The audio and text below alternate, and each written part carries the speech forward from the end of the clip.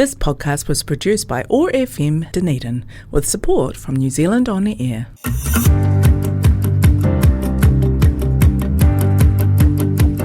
Welcome to What's News Dunedin, brought to you by Casa Valencia, the radio show that spawned from the 23,000 plus strong local Oti-Poti Dunedin What's News Dunedin Facebook group. The group that's been putting the social back into social media since 2020, with respectful adult debate and a sense of humour.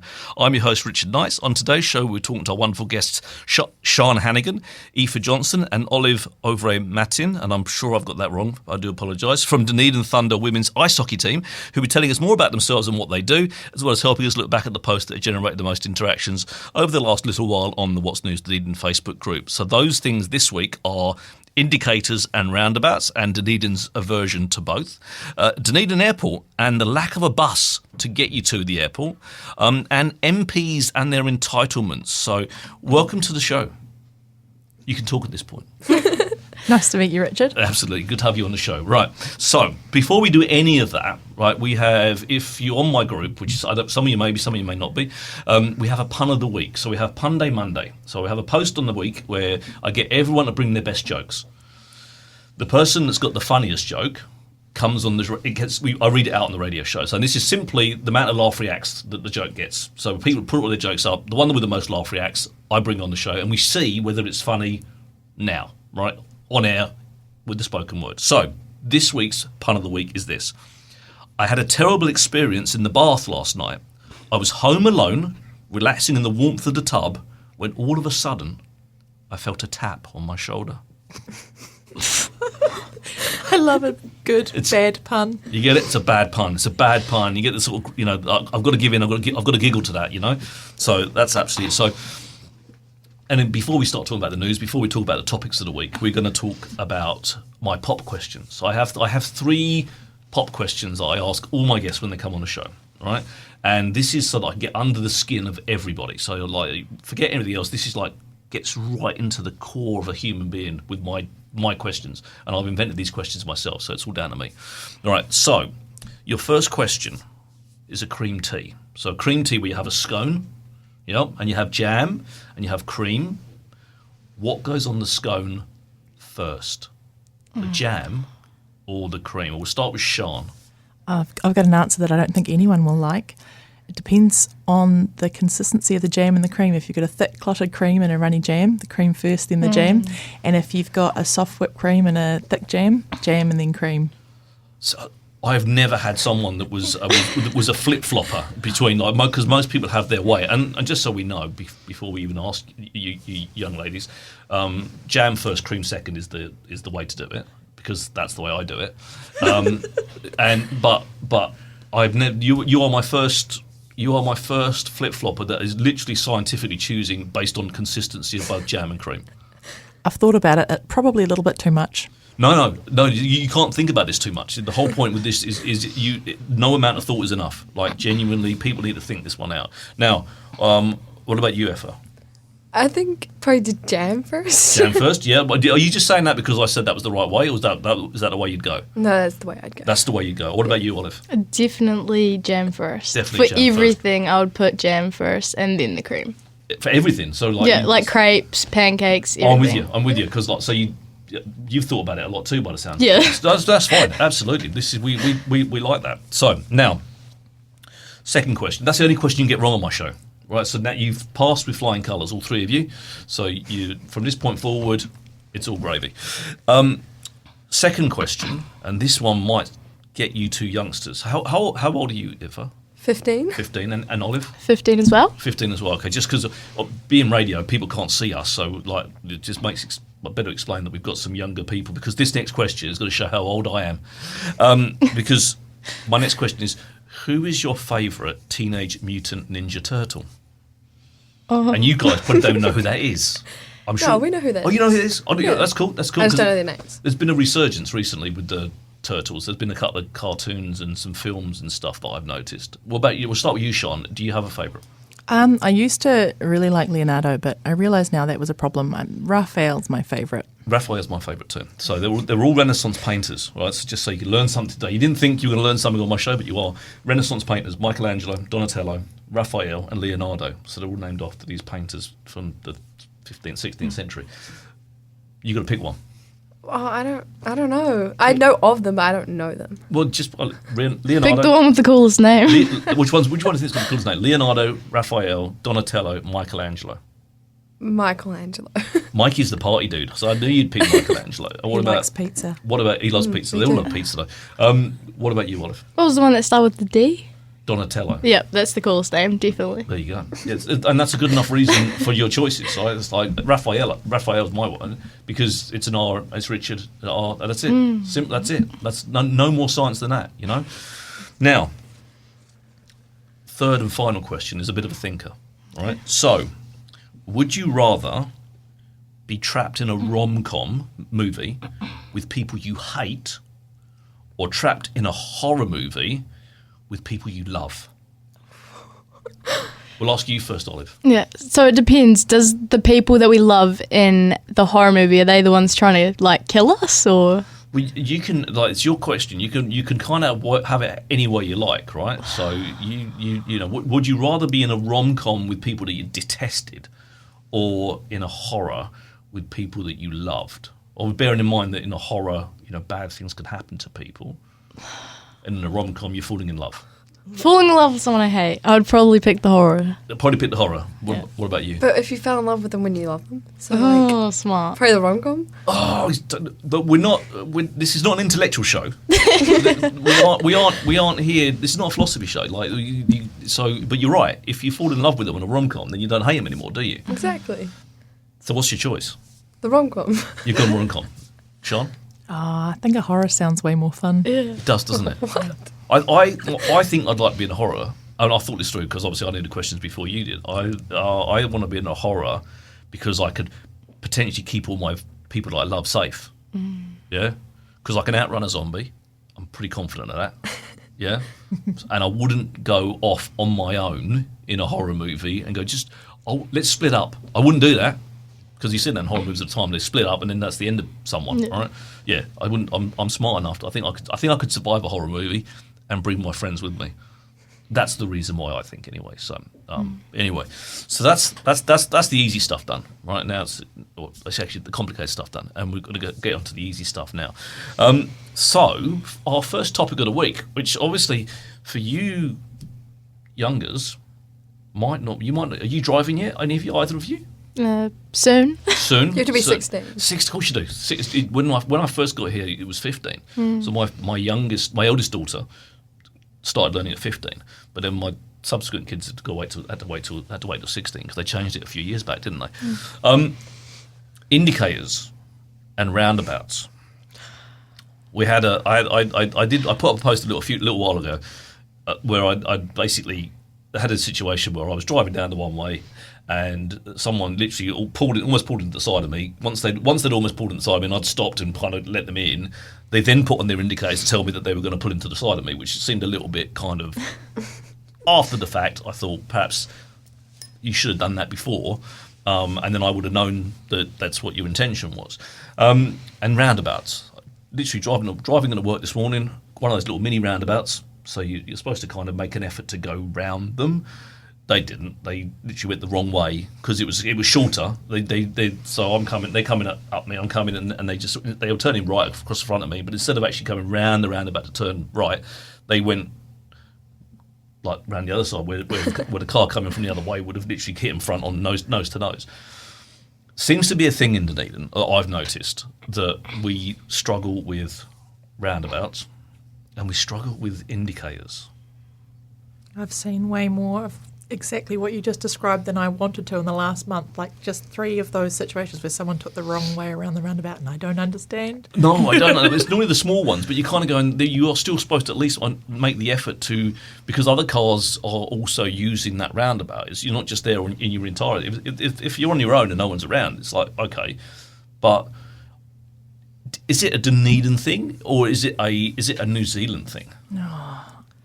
When I go to Nelson, I experience the same thing. So maybe a Nelson and Dunedin thing, but when I drive in Auckland, I find that people are much better at using their indicators. I may get in trouble for saying that. But then possibly is it because there's more traffic around? Because one of the things I notice here is I think people take more risks in Dunedin because there's less traffic to potentially collide with. If those manoeuvres had been happening in where I come from, back in like Essex in the UK, where like there's traffic's everywhere, it would result in a crash, right? Because ultimately they wouldn't get away with the fact that they've just done something that's a little bit silly, but they seem to take that risk more because actually they kind of know that there's nothing else around.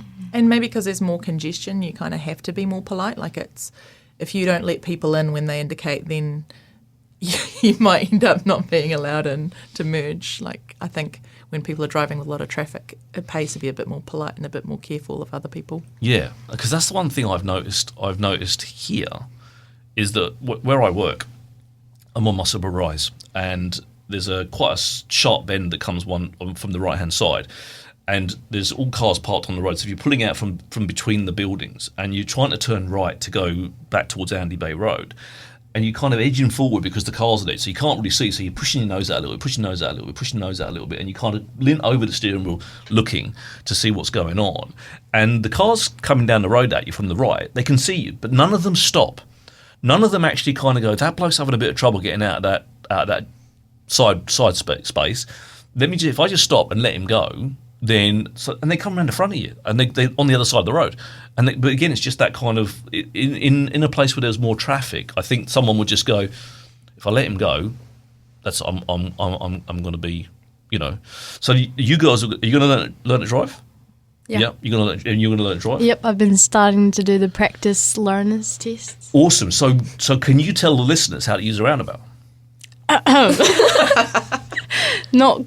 I don't really know yet. It's really confusing because I don't understand when you're meant to indicate, and I just haven't learnt yet, but I will. Okay, soon. so let me. I wasn't expecting to teach it while I was on the show, but we'll go.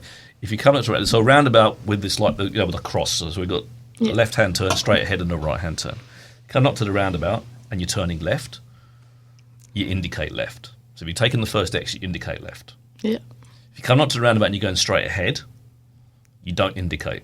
No indication. But once you get past the first exit, you indicate to show that you're going to coming off at the next one.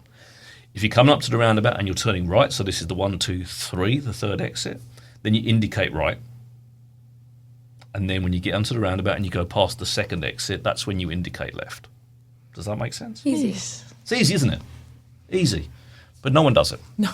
If you start doing it, you'll be the only 2 people in New Zealand, plus me, that does it. But everyone will look at you and go, thank you. Thank you, thank you, thank you. Because the worst bit is when you get to a roundabout and the person indicates left, so you're at the next one, so the person coming from the right and they indicate that they're going to turn down your road, and you go, that's fine, I can go. And they don't go left, then they decide to go straight across. That's happened to me more times than I can care to remember. Anyway, we'll move on from indication. How about Dunedin Airport? Who's been at Dunedin Airport? All of us? Many times. Many times. Okay, so there was a post a few weeks ago where The Critic, who are the student magazine for the university, one of their writers decided he was going to walk from the university. Did you ever seen about that? You're going to walk from the university to the airport. So he set off at the crack of dawn and literally walked all the way through and kind of did like a video report as he was going through. Because strangely, we don't have any public transport that takes us to the airport. It took him 7 hours. That's a while. It is a while, and that's some dedication as well. Like to get to to do that. But he literally walked through 3 Mile Hill and walked through all the way through down the back through Mosgiel and out to the airport to highlight the fact. Actually, it's kind of a larger mission, especially when you consider that recently ORC have turned around and said that they're going to put a bus from Dunedin to Oamaru every. Like a daily bus service back all the way up to Auvray, but we don't have a bus that takes people to Airport. our airport. But what about the taxis? Yeah, they cost so much money. You paid a taxi bill recently. I've stopped using taxis. I remember trying to get a taxi once from centre of town to Brighton, and this was years ago. This was probably maybe even 10 years ago, and it was like something like $90 just to go from the airport's even further still. So, like public transport, you do that on that'll be $2. That'll be a $2 fare, I think, as an adult fare. $2 there, $2 back. They have a shuttle. There's like little minibus things. $25 at least a person each way. So I'm off to if I'm off to somewhere, I have to then park my car, and like parking the car for a week is like $100 and something. I didn't realise that. Exactly. But it's crazy that we don't have that service. Because it's also one where you consider we get so many people through Dunedin Airport every single day, how well frequented that service would actually be as well. Do you think we should have a service? Yeah. Yeah? Don't the shuttles also take like hours because they like drop everyone off? Well, they can. They can take. They can go all over the place depending on who's booked them.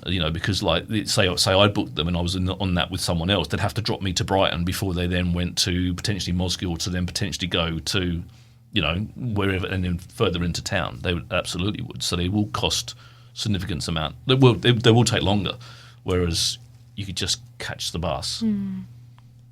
Which goes straight there. So you have designated stops that would obviously go from Dunedin to probably through Mosgiel, because that would make sense to go to Mosgiel and then out to the airport. It would still take longer than if you were travelling in a taxi or an Uber or whatever. But more importantly, it's actually the affordability.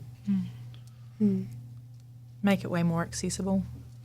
That's the other side of it as well, isn't it? Again, from an accessibility point of view, like if you are disabled or you getting on an accessible bus is a far more sensible option than trying to get a taxi or those kind of bits and pieces as well, which obviously again, then just increases the cost. It's expensive enough to fly from wherever we're flying from, but without all that extra stuff on top, it was be quite a bit, eh?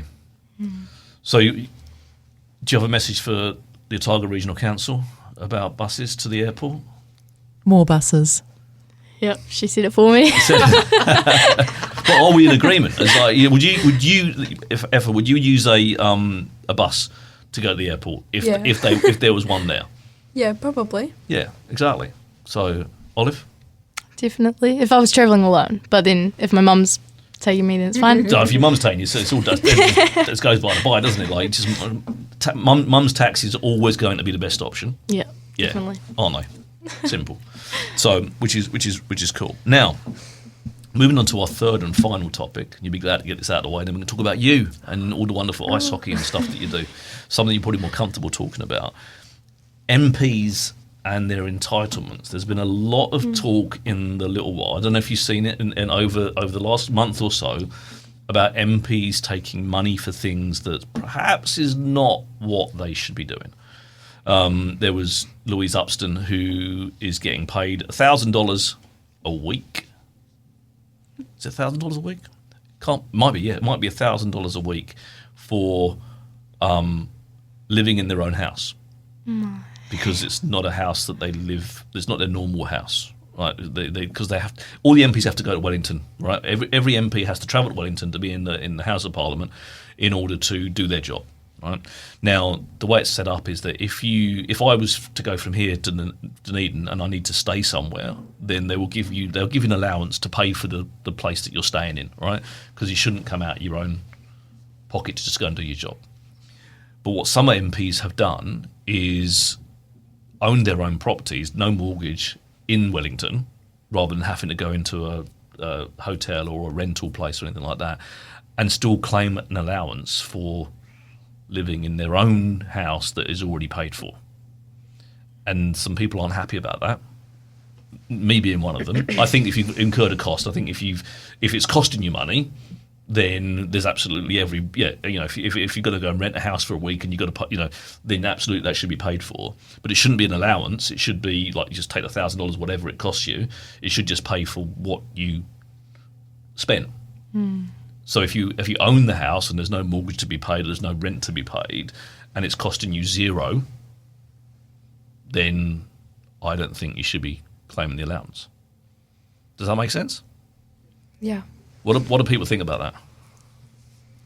I think there's a lot of people in New Zealand who are really struggling right now, and so it's really hard to hear that money gets spent in ways that doesn't seem to improve the well-being of all New Zealanders.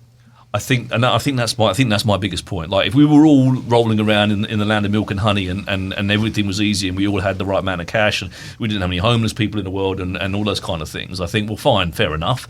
Actually, doesn't matter. But when everyone, even people that previously haven't been doing it tough, are doing it tough, I think it makes a massive. It's a massive slap in the face to hear that the MPs are spending our money that way. Because that is our tax money that we're spending to go into to line their pockets ultimately. And then you've got people like Shane Jones that had a limo on hold for 24 hours, 24/7, just if he needed to go and drive somewhere. And then apparently you drove from the hotel he was staying in to the building next door instead of walking. And just bearing in mind, we just spoke about a guy that walked from the centre of Dunedin to the airport, right, to prove that, actually that you could do that. Shane Jones didn't even walk from the building that he was in to the building next door. He got a car, which was paid for by the taxpayer to take him. What do you think about that? I can see your face. What do you? I wish this was TV. This would be so much more entertaining for people watching. What do you think of that? I don't really know. I don't know. It's a waste of money. It does feel that way, doesn't it? I mean, because let's face. Go on. It makes sense if they lived on the other side of Wellington, they could get a little bit of money, but also not really. I know it does make you wonder. I mean, let's put it out there. MPs work very, very hard. They do work long hours. They are away from home. It's not an easy job, and I take my hat off to anyone that puts themselves in that vile and toxic kind of environment to sort of stand up for what they believe in for the people. So it's not like they're doing an easy job, and they certainly should be recompensed and paid for the things that they're doing. But when they kind of goes to that next level where it's where they're telling us how hard things are, and they're telling us they're going to take our benefits away, and they're telling us these allowances are coming and dropping, and they're going to tell us that they can't increase the pension, and they can't do this and they can't do that, whilst they're still quite happily doing the things that they're doing. It just feels a little bit wrong, eh? And if we were on TV, people could see you nodding your heads, couldn't they? Yeah. I'm going to go home and search this limo guy up. Yeah, absolutely. I've never heard of him. No, it's like Shane Jones. He's a New Zealand first politician. He's the deputy. He's second in command to Winston Peters. But genuinely, yeah, it's like when you look at that, and then suddenly he's forgotten whether he did it or not. That's the other side of it. Is when he got asked questions about it weeks ago, he's like, I can't remember. He doesn't listen to these, does he? I don't think Shane Jones will be listening to anything that I do. Genuinely, I'd like to think that I was, so popular across New Zealand that he'd actually be tuning in right now and kind of going, Richard's not very happy with me. Because then I was, Shane, do as you're told, right? But no, I don't think he does. I think we're pretty safe. Okay, that's good. Yeah. So, although this show is international, we're on Spotify, so you could literally anywhere in the world, and your show will be on Spotify too, and you can listen to it anytime you like. From this point forward ad infinitum. So it's not like we're not global. This is global radio happening right here, right now. No, the whole team are excited to hear it. Oh. Yeah, exactly. You wait till the whole team hear it. So we're going to talk about the team now in a second, but before we do, let us just get a quick word from our wonderful sponsor. Dunedin, meet your new favourite bakery. Casa Valencia at 53 Musselburgh Rise is serving up freshly baked bread, pastries and gorgeous cakes. And if you haven't tried the ube donut yet, you are seriously missing out. Our signature purple yam donut and purple yam drink are the must-try combos your taste buds have been waiting for. Pair it all with a hot or cold drink, grab a cake for someone special, and make your day a little sweeter. Casa Valencia, 53 Musselburgh Rise, Dunedin. Open Monday to Saturday, 9am to 5pm. See you there. Do any of you know where Casa Valencia is? It's the first I've heard of it, but it sounds exciting. No, it's on Musselburgh Rise. It's literally the place I was talking about where I was trying to get my car out. I'm 3 doors down from there. Right, fantastic Filipino bakery. The staff are awesome, and the food is glorious. They do donuts and they do empanadas and they do this thing called a sisig pie, which is like a spicy mince pie. So it's got a little bit of a kick to it, but it's like it's like nothing you'll ever buy in any other shop in the whole of Dunedin. And if you like cake, they do a mango. Aoife's going, I like cake. I love cake. Yeah. Talk to me about a cake. They do a mango cake there. You can buy it by the slice, like $8.50 for like a big slice of cake. It's heavenly. So go home, tell your parents, go get me some cake. So it's not far from Queens. Just up the road, head straight up the road, up Bayview Road to the roundabout where the BP is, and then hang a right. But make sure you indicate right, third exit, and it's just round the corner there. My friend lives there. I might go while I'm at her house. I would genuinely. You would not. You'll be thanking me. You'll be phoning me up, going, Richard, thank you, you've changed my life. So, you girls and Sian are from Dunedin Thunder Women's Ice Hockey Team. So now is your opportunity to tell us all about what you do. Maybe we get Sian to kind of give us the entry point into your team, what you do, who you are. You've obviously got you've got the rest of the show to extol the virtues of your amazing ice hockey team. Yeah, it's pretty exciting to talk about ice hockey. It's not very well known about, but we actually in Dunedin have one of the best rinks in the country. In fact, the best rink in the country, I'd like to say. And the Dunedin Thunder women are just a really great local team. They're travelling to Queenstown this weekend to fight against the Wakatipu Wild. Aoife and Olive, here joining me today, are part of the training squad. So they're our young players that we have our eye on as they get better and better and more impressive on the ice. And I'm the general manager for the team. So I'm really excited to come here and just talk about ice hockey, women's ice hockey, a niche sport, and women in sport are things that I'm very passionate about. And I guess it would be really nice to hear from Aoife and Olive how they enjoy being in the squad, training weekly with the team. Oh, I love it. It's amazing. My favourite team. So how do you get into ice hockey? Like, that's like genuinely, like that might sound a silly question, right? I've done a bit of ice skating in the past. I can spend most of my time upright. Like, most of the time, I do not fall over, right? So, but I would not consider myself to be fantastic on the ice or anything like that. But from your point of view, so as two 15-year-olds, how did you get into ice hockey? Did you just wake up when you were 13 and go, I want to be an ice hockey player? Or is your journey slightly different to that? Well, my whole family played, my siblings and everything. So I started really young when I was 4, and I just copied my siblings because I wanted to be like them and just keep going from there. Okay. What about you, Aoife? Well, my dad used to play when he was a kid, and then he quit, and then he started playing again when he was, I don't even know how old, maybe 40 almost. That's old, eh? Yeah. Yeah. And then my mum started playing, and then my brother started, and then I started. Okay, so both of you got whole families that kind of that. Not really anymore for me. But they've come through the sport. Yeah. Right.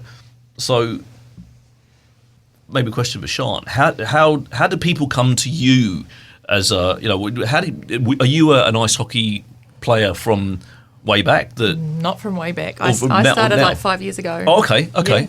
Yeah. Ice hockey is one of the most tricky sports to learn because you're learning two things at once. You're learning that team sport and you're also learning how to ice skate, and that's quite a complex skill in itself.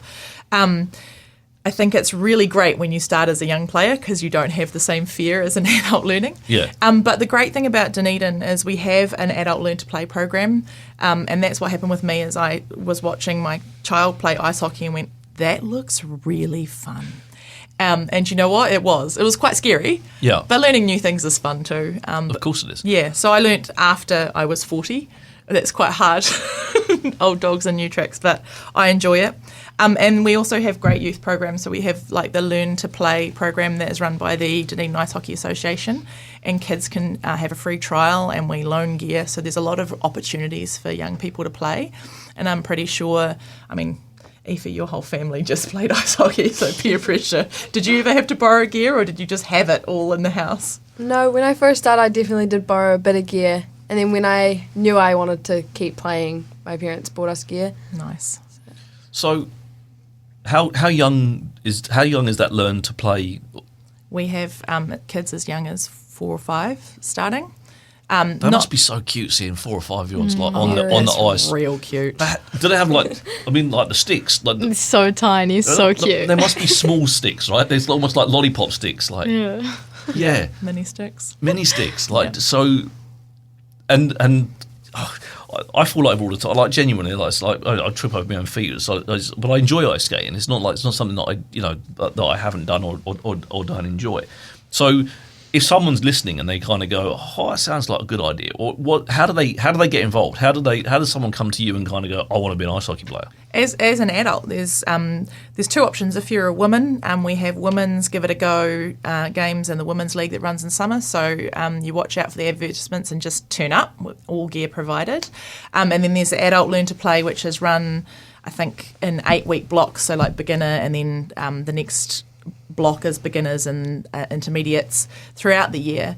And most of the gear is provided for that as well. Is there a cost involved in taking part in that? Yeah, I'd love to tell you the cost off the top of my head. When I did it, it was about $120 for 8 weeks, which I thought was a really, really good price considering they provided the ice time, which is never cheap, and the gear. And Drew McMillan, who runs at Ice Hockey Otago, does a really good job of bringing people into the sport. And then the women's Give It a Go is run by Ange Mawson, and she's been great at making sure there's full gear for people to loan and take home so they can practice outside of just the sessions. Yeah. So where would you practice once you did that session? Would you just come back to the rink at some point and just, I don't know? So the rink runs stick and puck sessions, which is where you can show up in all your gear and you just skate around and play around with the sticks and the pucks. There's also the public sessions where you show up in just like as you normally would to an ice rink session. So you probably wouldn't bring your stick or your puck, but you could wear all your gear if you felt that kept you safe from getting hurt. In case those little 4-year-olds kind of trip you up or bang you over, don't go home with some bruises. But we also have, aside from the representative league that we have, the Dunedin Thunder Women and the Dunedin Thunder Men, we have the Dunedin Ice Hockey League, which is an adult league where you can play. Right. And then we have a lot of youth trainings throughout the week, and they're all run by the Dunedin Ice Hockey Association, sort of a club thing. But it's not an exclusive club. You can come and join and get in on the fun. Right. Yeah. So how many teams does Dunedin have? My goodness. I've asked a difficult question. You have asked a difficult question. We have the Dunedin Thunder Women, the Dunedin Thunder Men. We have the 3 Dunedin Thunder Youth. Oh, wait, is there 4? U14, U16, No, U18. there's 3, yeah. And those are all of like the pro really good players. And then exactly. There was a big shucks moment. What are you talking about? Oh, you have to see these 2 on ice. You're talking about me as ever and Olive going, I'm good. Yeah. They are. Oh, I love it. It's brilliant. And then we have the Dunedin Adult Ice Hockey League, which is, I think, 15 teams at the moment, which is huge. It's just been growing and growing. We have 3 divisions. We have the A, the B and the C. And we have the Women's League, which is usually 4 teams every year as well. Well, I'm sitting with my mouth open because I didn't realise it was such a big thing. And it's all done around one ice rink. Yeah, look, don't get me started about ice time. I was going to say, everyone wants it. How do you fit all that in? Because obviously, I'm assuming these are competitive games, these leagues, because obviously it's not just like pitch, have a fun, don't worry about the score. These are competitive games that you're playing. Plus, you've got training if you're competitive. Plus, all the other bits and pieces that are going on. It's a lot. It's we have 2 big sessions during the week where the youth all get to train, so their training does get prioritised, which is good. But the Dunedin Thunder Women have only just this year managed to secure 2 additional training slots, as well as their home games. So I think that's the hardest thing, because it's a niche sport, because there's not ice rinks everywhere like there is in Canada and the States, is finding the time to train to improve your skills and capabilities is quite hard work. But people find ways, like Aoife and Olive play in the high schools league, which they are some of the top players, just saying. And they play every Wednesday, and they do the youth trainings on Tuesdays and Thursdays, as well as the women's training. So there's a lot of ice time for them. Yes, that's a lot of dedication from your side of things. Do you ever get to see your families? Not really. Was that a good thing? You see your mum at the rink. Yeah, we see them at the rink. Oh, because they're playing. Right. I haven't had a family dinner for ages. I always come home too late and miss out on family dinners. That's so sad. I know. It's like, why can't they sort dinner out round your ice hockey? That seems like a better It'd be way, like isn't it? 10 p.m. So what is involved? So when do you start training, and when are you finished? If you're sort of getting home at 10 p.m, when are you starting, and how much time are you putting in on the ice as you're training? Well, the ice, you book the ice in hour-long slots. Right. So I don't know, I guess it depends. Sometimes me and Olive have a double training on some days. So we have 7:30 till 9:45. Wow. Straight after each other. Yeah. Right. So different teams. When do you get time for homework? We don't do the homework. No. So Queens, if you're listening, We have priorities. it wasn't me that said they didn't have to do their homework. It was everyone else. So from a management point, you're the general manager, Sean. So what does that involve for you? Are you playing? What team do you play in out of all of those teams? I play in a much lower team. I'm in the darkest Dunedin Ducks as part of the social league, and I play in the women's league as well. But I just do that because I love it, and I manage the women's team because I really, really want them to do well. They're an amazing team, and so for me it's advocacy. I don't get as much ice time as them, but I do try. Yeah. Right. So in the big scheme of things, so how does Dunedin fare in the competitive leagues? How are we top? Are we are we smashing everyone, or where do we sit? This year we're pretty close. We're running second on the table. We're just behind the Auckland Steel. They really are a competitive team. They've got a huge pool of talent to draw on because Auckland's big, yeah, absolutely, and has 2 rinks. But we're second in the table, and I'm feeling pretty confident. We've got a really strong team and a really strong training squad. It feels a lot more robust this year than it has in previous years, just due to numbers, and the capability of our coaching team is really high. So, right, yeah. And if people want to come along and watch, is there a spectator fee? And yeah. Ah, you read my mind. I'm a radio host. It's what we do. Yeah. We just know the questions to ask. You see. Yeah. Yeah. So the Dunedin Women's Ice Hockey League is around New Zealand. So we have away games and home games. The last home game for the season is coming up, and there's 2 in a row. So on the 25th of July at 6 p.m. and the 26th of July at 4 p.m, we have our home games at the Dunedin Ice Stadium. Yep. You can buy tickets at the door. You can buy tickets online at Dunedin Ice Hockey Association. You should be able to just Google that up and find it. But it's this is the other thing that drew me in. It's such a fun sport to watch. It's so fast. It's very physical, and I hate saying even the women, but the women play really physically. It's high impact. The puck doesn't go out of play a lot, so the game goes really fast and keeps going really fast. How does the puck go out of play ever? It just goes over the barrier and into Yeah. the crowd, and you kind of, can I have my ball back, please? Pretty much. And then the refs do this. It looks like they're giving us a little love heart emoji, but they're just saying, can I have another puck? I need another puck. Yeah. Do you get marked down? Is that if you're the person that sends it into the crowd, they kind of give you that? Don't do that again. Not unless the ref considers it a waste of time. Oh, you've got time wasted, and then So if you've got a game on running clock, or it's a pretty high level game and the score differential is pretty tight, the ref will be like, "Stop doing that! You're wasting everyone's time," and they might put someone in the box, right, as a penalty. But it's not in and of itself a bad thing. Oh, okay. It's pretty hard to do too. Yeah, I was going to say, you really have to mess it up. You got to. Yeah, it doesn't seem to me like it's something that would happen very often. But it's like so while the puck's on the ice, it's kind of game on. Yeah. Right. Okay. So when we're talking about the physicality of the game, right? Like my view on ice hockey is what I've seen in the movies, right? Because I've never witnessed physically a game of ice hockey, and I'm starting to think that perhaps I should. Definitely.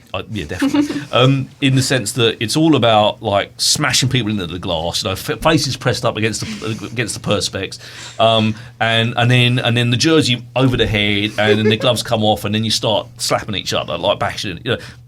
Is it anything like that at all, or is it a bit somewhere in between? It's more like that than you think. Right, okay. But less like that than what you see on TV, probably. Right. It is one of the sports where fighting seems to be part of the entertainment. It's not encouraged. Obviously, you will go into the penalty box if you start a fight. Right. But hockey's kind of divided. One of the divisions of ice hockey is it's divided into checking and non-checking leagues. Right. So, and then there's a little space in the middle which is not contact but not full contact. And so checking is where you get to smash into people. Right. There's rules about how you do it. You can't do it unsafely. If you're checking someone from behind, or maybe you've got your stick out to do some damage, you'll go into the box. But you can kind of gently squash people on the boards at speed and cut off their options. I like the way you worded that. Gently squash people against the boards at speed. Yeah. That sounds like a very diplomatic way to say I smashed them. I smashed them over. How much time do you spend in the penalty box in the sin bin for like bashing people around? I want to hear from both of you because you're Not that much. Not that much. You're not one of these like. We don't really play that much checking because the kids our age are all like. So you don't do the way checking bigger and at sort of 15. It's not it's like a non-checking rather than anything else, or do you do a bit? I feel like the boys, they're like so much bigger. So then if we tried to smash them into the boards, we like can't really do that. Okay, so it's so at your level it's mixed rather than but boys and girls separate. Yeah, for the U18s, it's mixed. Yep. But yeah, we don't play that level. Well, we do, but we don't play. We're not playing nationals.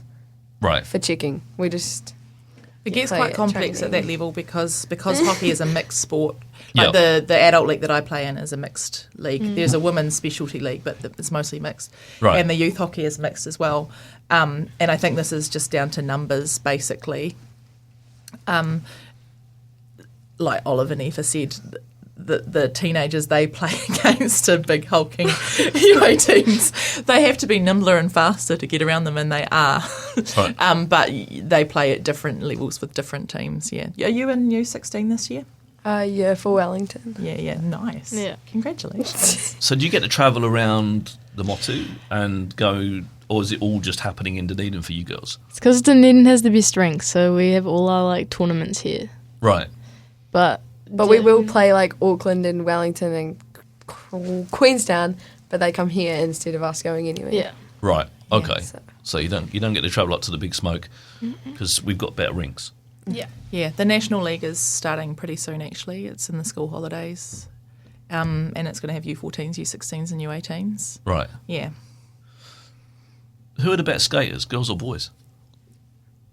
Girls. No, probably boys. Really? Both. No, It depends yeah. on the skater. Is it like Depends. like when you're playing mixed stuff? Like, is it genuinely like it's all about the skill? There's not like either boys don't have an advantage over girls don't have an advantage. It's just about the player. Well, it's hard to like know that kind of stuff because there's way less girls who play in youth as well.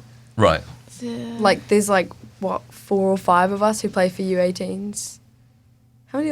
How Yeah, many I girls? think 5. 5. But then there's like Heaps 30 of- boys, Right. so it's like But you got some girls are better skaters. But you've got to be doing something right if you're competing in that group of people, right? Surely you've got to be doing something because otherwise they'll be like it would just be all boys because they'll be like the girls aren't good enough to compete.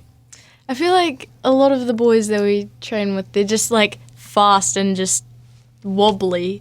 Fast so and then they're wobbly. just like they're faster than us, but they're not like better skaters than us. Right. So it's just like I don't know. The enthusiasm outweighs the Yeah. capability. We have some really good skaters on our team, like Abby Heel springs to mind. She's a beautiful skater.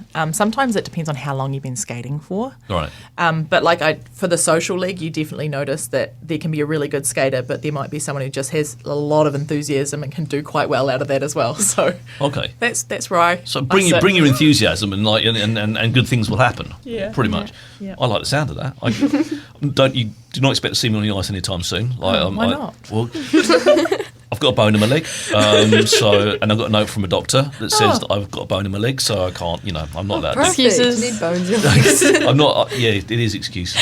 I'm a wuss, genuinely, and also I'm also someone that can injure themselves on thin air. So if I'm on ice, then potentially I'm a danger to myself and everyone around me. And I've got a bad back as well. So at my age, 54, yeah, I think my ice hockey days are long gone now, I have to say. I've got some more questions for you, but before we do, I want to get another quick word from our wonderful sponsor. Dunedin, meet your new favourite bakery. Casa Valencia at 53 Musselburgh Rise is serving up freshly baked bread, pastries and gorgeous cakes. And if you haven't tried the Auvray donut yet, you are seriously missing out. Our signature purple yam donut and purple yam drink are the must-try combos your taste buds have been waiting for. Pair it all with a hot or cold drink, grab a cake for someone special, and make your day a little sweeter. Casa Valencia, 53 Musselburgh Rise, Dunedin. Open Monday to Saturday, 9 a.m. to 5 p.m. See you there. How much does it cost to be involved in a sport like this? Like from a gear point of view, there's because I'm assuming it's not just a case of just finding an old pair of dusty old skates and then hitting the ice, right? There's got to be. Do you need special skates? Yep. You really do. There's a lot. It can be cheaper if you make it, like you can get second-hand gear and stuff. But I think the biggest cost, and will always be the biggest cost, is ice time. Right.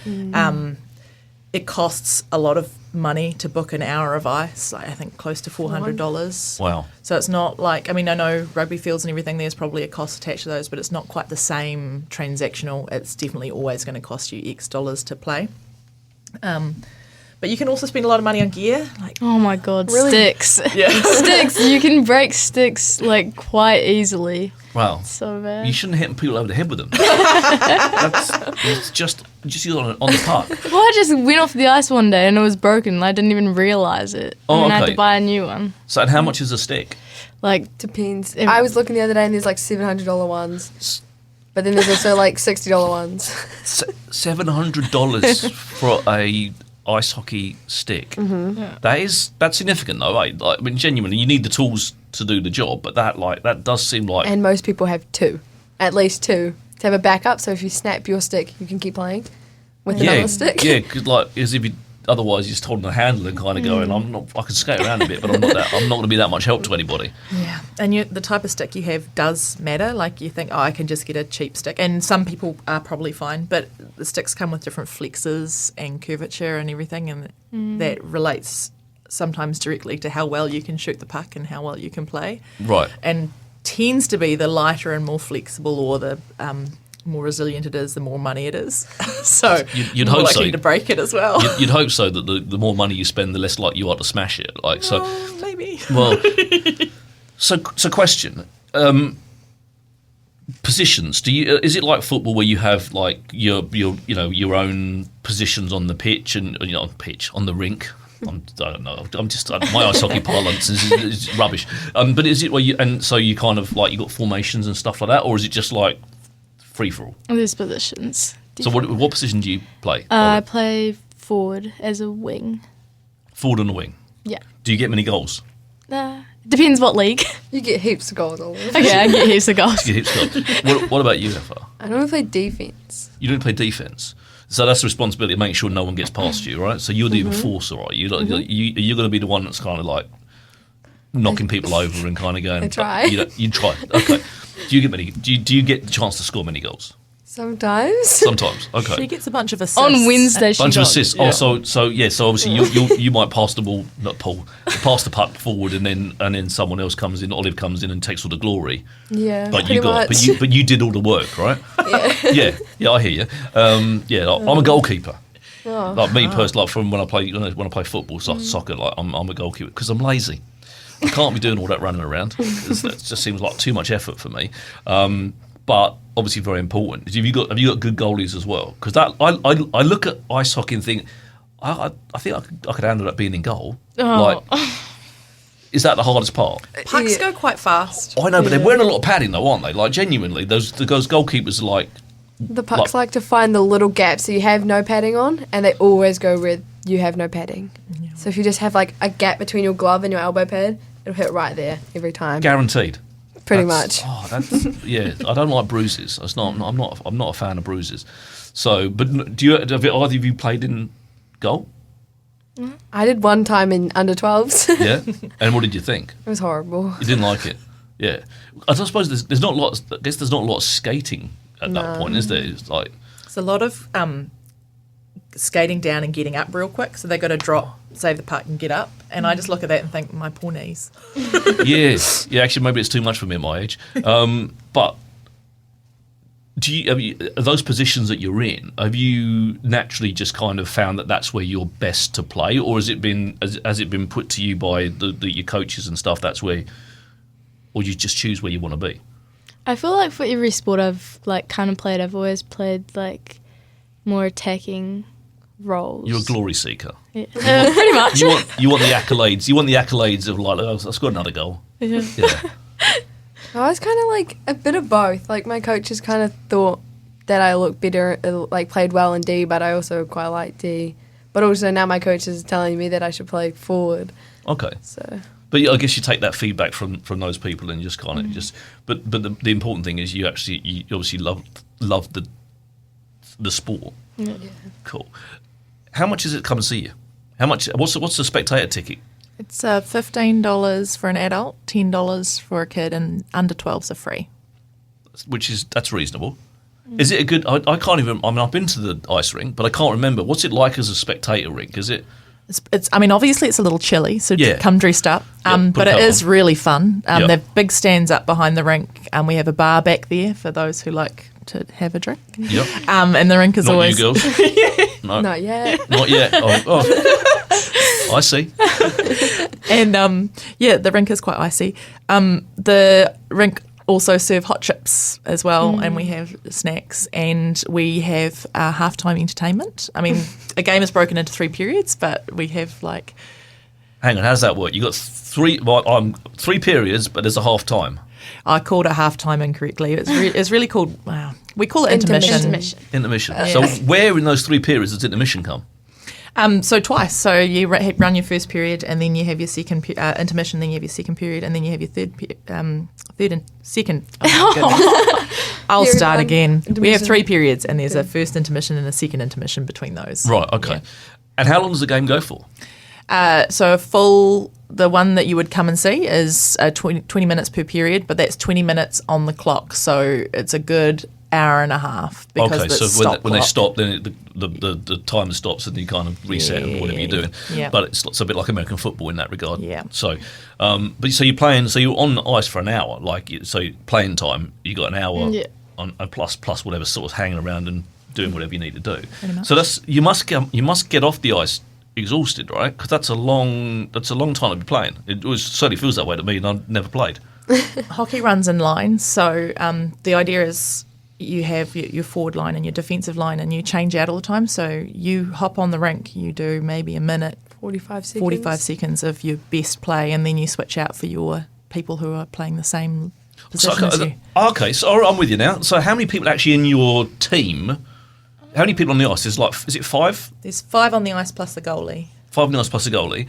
So how many people in that team form that rotation? How many people you got sitting there waiting? Yeah, there's usually about 3 lines of forwards and 3 lines of defence. So there's 2 defence and 3 forwards. Right. But you can run smaller teams and you can run bigger teams. Sort of an ideal small team would be 9 to 10 people. But when we're playing at this level, this high level, you want to have more people because there's always something that comes up, right? So we usually have around about 15 people on the bench. Okay, so you probably don't work. How much time do you individually would you get on the ice if you're playing?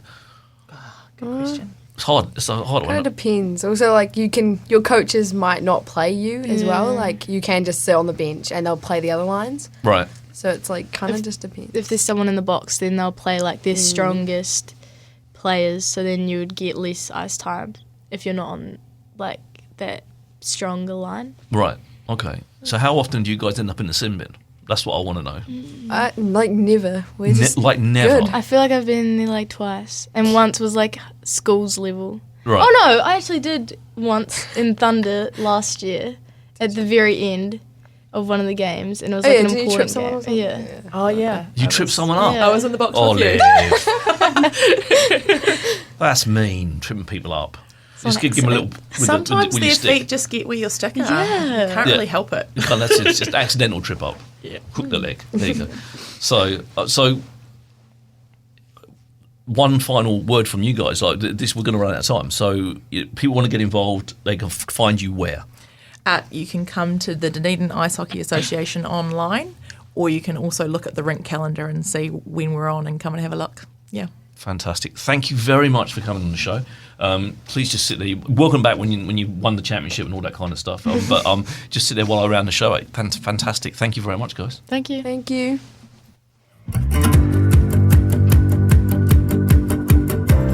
Well, that's a wrap for this week. Thank you for tuning in. I've been Richard Knights, and you've all been wonderful. Remember, if you're looking for a robust, respectful adult debate about all things local and further afield, and a welcoming online community doesn't take itself too seriously, come and find What's News Dunedin on Facebook and join our fun.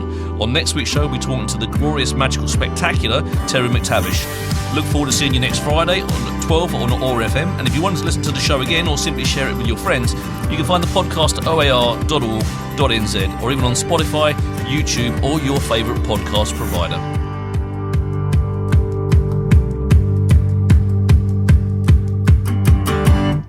This podcast was produced by OAR FM Dunedin with support from New Zealand On the Air.